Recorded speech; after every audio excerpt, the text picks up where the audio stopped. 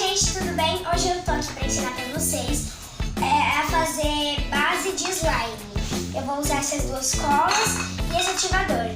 Essas duas colas eu comprei em papelaria normal. Esse ativador eu achei mais específico, então eu comprei aqui na Funny Glue. Aí,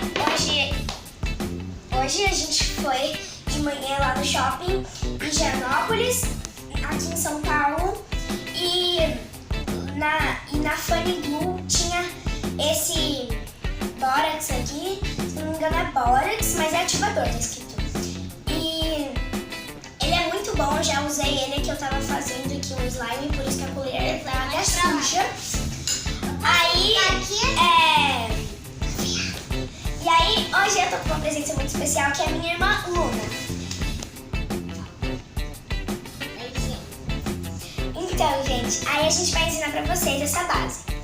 E aí, eu comprei na papelaria, como eu já disse, e o resto eu comprei, esse daqui eu comprei na Funny Glue. Eu também comprei outras coisinhas pra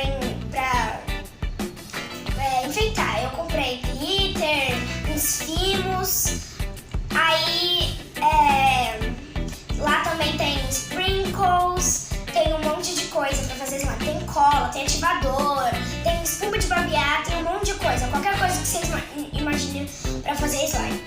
Então, bora lá fazer slime.